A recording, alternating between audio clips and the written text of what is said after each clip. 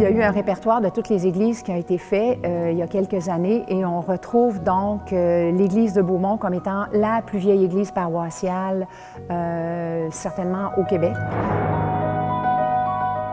Puis j'avais le goût qu'on comprenne et qu'on sache un peu plus qui étaient les gens qui avaient travaillé.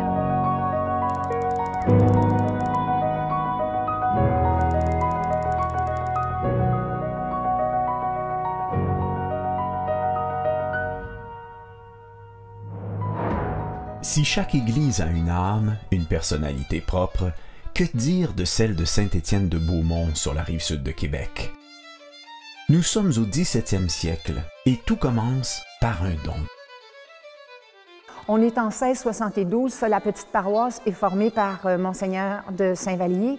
Cet homme-là, Jean Marchand, qui est un homme de Québec, offre sa terre qu'il possède ici. Et ce qui est particulier, c'est que c'est encore aujourd'hui cette terre-là qui est le cœur de notre village. Dès l'année suivante, on construira la première église de Beaumont, avec les moyens du bord. C'est une église en bois, avec une sacristie en bois. C'était la première qu'on a fait, mais 21 ans plus tard, elle était déjà très endommagée. L'évêque, à ce moment-là, pousse un peu aussi, puis il veut qu'elle soit en pierre, pour qu'elle tienne le coup un peu plus longtemps. Alors là, les choses se mettent en branle, mais très lentement. Ça a été lent. Traversant les siècles, l'Église est le témoin de toute cette générosité des premiers colons qui rappelle celle que saint Paul observait déjà chez les chrétiens de Macédoine. Dans les multiples détresses qui les mettaient à l'épreuve, l'abondance de leur joie et leur extrême pauvreté ont débordé en trésors de générosité.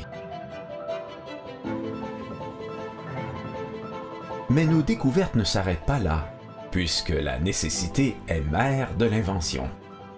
Plusieurs églises de la Nouvelle-France étaient bâties selon le plan en croix latine, appelé plan jésuite, parce que cela imitait le plan de l'église des Jésuites à Québec. D'autres suivaient un plan avec un chœur plus étroit que la nef, appelé plan récollet, d'après l'église des Récollets à Québec. Enfin, il y avait aussi le plan de la chapelle du palais épiscopal de Monseigneur de Saint-Vallier. C'était ce plan que Jean-Baptiste Mailloux a repris, en y apportant aussi du sien, pour inaugurer un nouveau type d'église. Et c'était des églises qui étaient très simples. Il s'est inspiré de ce qui se faisait probablement en France à l'époque, dans les petites paroisses, mais il a adapté ça au climat d'ici aussi. Au 18e siècle, alors que ni la chapelle latérale, ni la rallonge à l'arrière n'avaient été rajoutées, tout rentrait dans ce périmètre, y compris la sacristie. Il y avait une cloison et cette cloison-là séparait le chœur en deux. Cet autel-là se trouvait adossé à la cloison. Et en fait, derrière ça, c'était la petite sacristie où le curé pouvait se changer.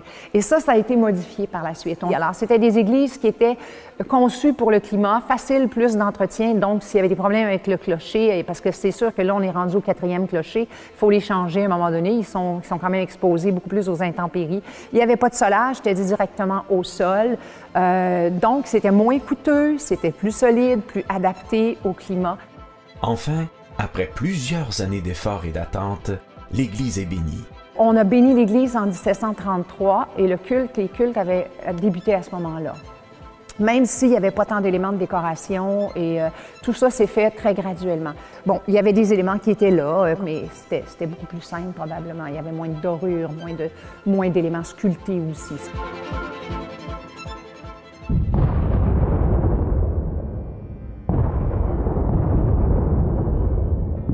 1759. Bientôt, la Nouvelle-France ne sera plus. Au mois de juin, sous le commandement de James Wolfe, les Anglais mettent le siège devant Québec, à l'île d'Orléans et à Lévis. Beaumont, tout à côté, est envahi par les troupes anglaises de Robert Monckton, celui-là même qui vient de déporter les Acadiens 4 ans plus tôt. On avait Wolfe qui était sur l'île d'Orléans, à Saint-Laurent, qui attendait, lui, le bon moment pour attaquer Québec et qui tentait probablement de rassembler ses troupes. Alors, Monckton est débarqué, il aurait monté la falaise et serait arrivé dans le village et il aurait installé ses troupes et dans l'église et dans le presbytère. La mémoire populaire tend à exagérer la durée de ces moments traumatisants. bon, il y a des gens qui nous disent que, ah oui, ils sont restés des semaines. Ils ne seraient pas restés des semaines, ils seraient restés peut-être juste des jours, en fait.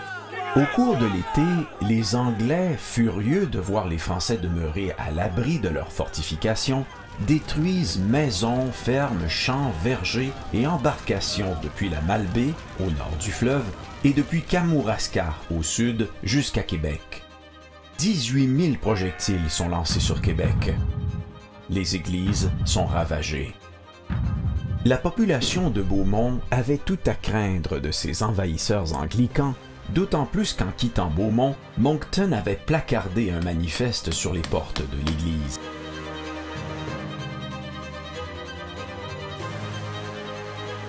Alors, il les menaçait de tout détruire, que ce soit les maisons, les gens, l'église et tout. Et là, en fait, c'était ce qu'il leur disait, c'est restez tranquille chez vous, on va régler le problème avec les Français, puis après ça, ça va être correct.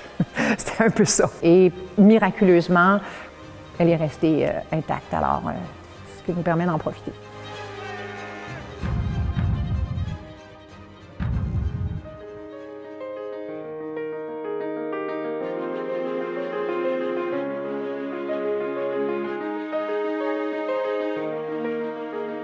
C'est près d'un siècle après sa construction que l'église de Saint-Étienne verra enfin sa décoration intérieure achevée, grâce au travail coordonné d'Étienne Bercier.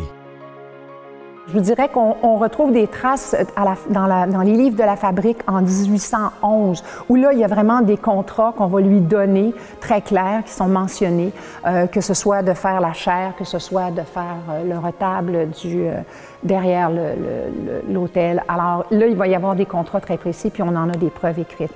Alors lui commence en 1811. L'histoire de la décoration de la voûte est très particulière. Les rosaces, Bercier aurait demandé, en fait, aux cultivateurs et aux gens qui étaient peut-être moins occupés durant l'hiver à sculpter, à gosser, en fait, comme les gens disaient.